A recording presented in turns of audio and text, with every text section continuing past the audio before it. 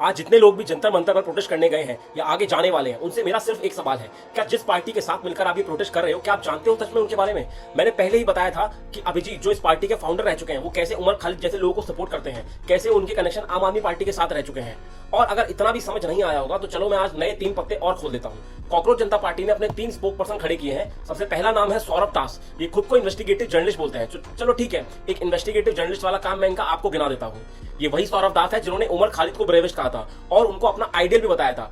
मैं बार बार बता चुका हूं उमर खालिद कौन था। वही आदमी था जिसने भारत तेरे टुकड़े होंगे जैसे नारे लगाए थे। यहां तक कि अफजल गुरु के सपोर्ट में भी नारे लगाए थे कि अफजल हम शर्मिंदा है, तेरे कातिल जिंदा है। ऐसे इंसान को ही अपना आइडियल मानता है और खुद को देशभक्त बोलता है।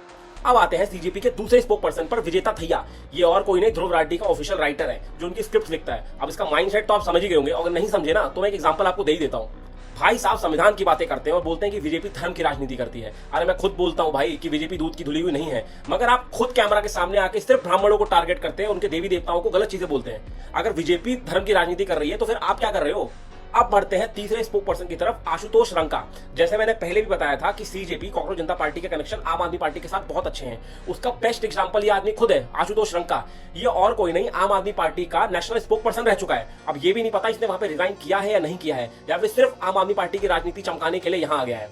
तो अब मेरा सवाल है उन लोगों से, खासकर उन जेंजी से, क्या आप उन लोगों के साथ मिलकर प्रोटेस्ट करेंगे जो उमर खालिद जैसे लोगों को सपोर्ट करते हैं, उनको अपना आइडियल मानते हैं, या फिर आम आदमी पार्टी या किसी भी पार्टी का एजेंडा चमकाने के लिए सिर्फ आप लोगों का यूज कर रहे हैं, या आपको भी उमर खालिद जैसे लोगों से प्यार होने लगा है?